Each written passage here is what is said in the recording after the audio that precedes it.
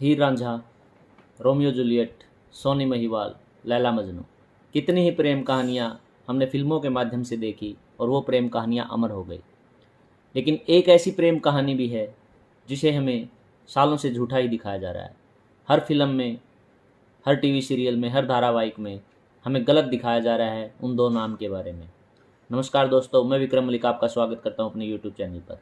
और अगर आप नए हैं तो हमारे चैनल को सब्सक्राइब कर दीजिए। मैं चर्चा करूंगा उन्हीं दो नामों का कि क्या उनकी प्रेम कहानी थी। हम चर्चा करेंगे जोधा अकबर की। क्या जोधा अकबर की कहानी अमर प्रेम कहानी थी या इतिहास में हमें झूठ दिखाया गया? आप जानकर आश्चर्यचकित हो जाएंगे कि पूरे इतिहास में जोधाबाई का कोई वर्णन ही नहीं है।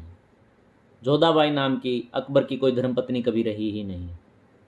अकबर ने किसी जोधाबाई नाम की महिला के साथ कभी शादी की ही नहीं। तो कैसे जोधाबाई और अकबर की कहानी अमर प्रेम कहानी हो गई?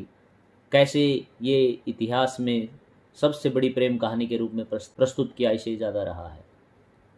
तो इसके अलावा एक नाम और हम सुनते हैं, मान सिंह। तो मान सिंह कौन थे और जोधाबाई के साथ उनका क्या रिश्ता था?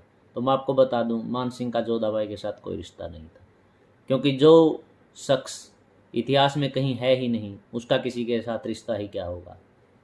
तो कहाँ से आता है ये वर्णन? तो क्या अकबर ने किसी हिंदू लड़की से शादी नहीं की?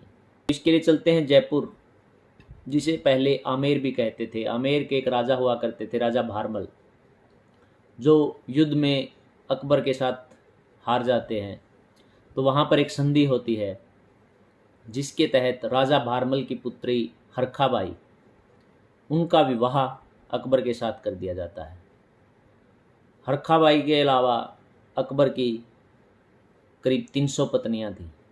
हरखाबाई से शादी के समय भी उनकी 2 शादियां हो चुकी थी और 300 शादियों में से करीब 270 के करीब शादियां ऐसी थी जो उन्होंने किसी संधि के तहत की थी।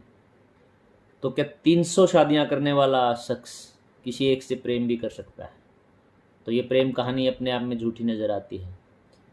अब राजा भारमल के एक बेटे हुआ करते थे, यानी कि हरखाबाई के भाई, जिनका नाम भगवंत दास था, और उनके पुत्र थे राजा मान सिंह, जिन्होंने महाराणा प्रताप के खिलाफ 18 जून 1576 में 1576 में हल्दी घाटी युद्ध भी लड़ा था।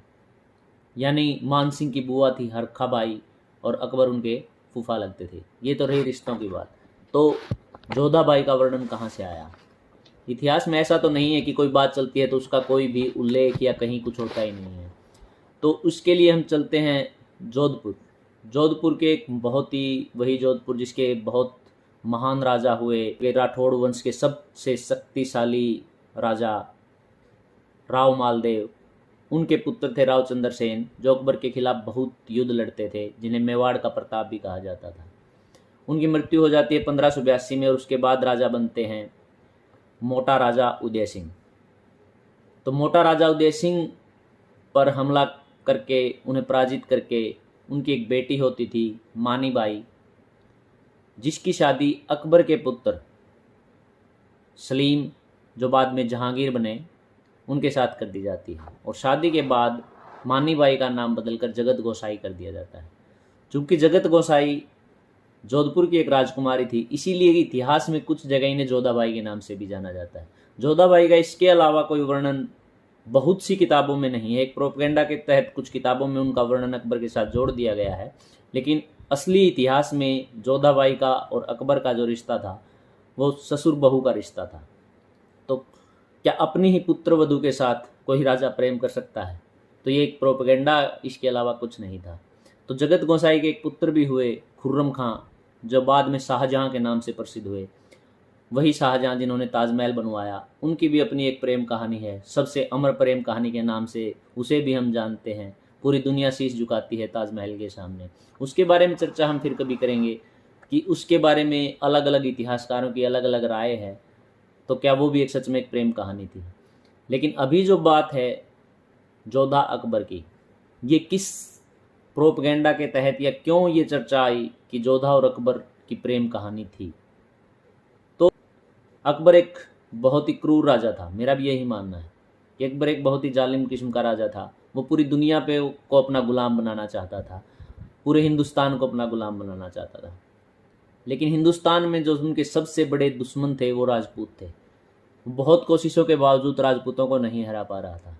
तो उनके जो सलाहकार थे उन्होंने उन्हें एक सलाह दी कि क्यों न वो एक संधि करे, राजपूतों की लड़कियों के साथ शादियां करना शुरू कर दे।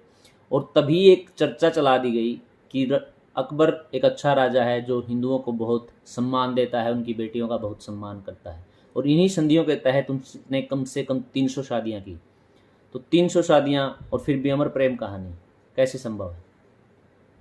और इसी प्रोपगेंडा को, एक जो अकबर को अच्छा दिखाने की साजिश थी, उसी प्रोपगेंडा को उठा लिया, क्योंकि इसमें मज़ा आता है। प्रेम कहानियाँ देखने में हमें मज़ा आता है। और उन्हीं प्रेम कहानियों को झूठी सच्ची किसे पढ़ी है, किताबें कौन पढ़ना चाहता है, उसी झूठी प्रेम कहानी को हमारे सामने प्रस्तुत किया गया। और आज बच्चे बच्चे को लगता है कि जोधा और अकबर की प्रेम कहानी अमर है। अकबर एक बहुत ही अच्छा शासक था जिसने हिंदुओं की बेटियों को सम्मान दिया, राजपूतों की बेटियों को सम्मान दिया, अपनी सबसे अच्छी रानी की तरह रखा।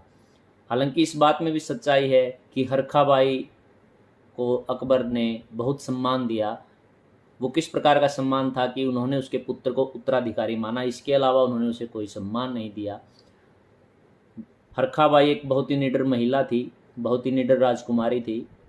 वो अपने पक्ष जरूर रखती थी, लेकिन वो प्रेम कहानी नहीं हो सकती है। तभी मैं कहता हूँ, इतिहास किताबों से पढ़िए, असली और अच्छी जगह से पढ़िए। इतिहास फिल्मों में और टीवी सीरियल्स में या व्हाट्सएप और फेसबुक के माध्यम से न पढ़ें। आप जुड़े रहिए हमारे साथ। अगली बार इतिहास के अलग पन्ने के साथ आपके सामने फिर से आएंगे। अगर वीडियो अच्छे लगे तो शेयर कर दीजिए। धन्यवाद।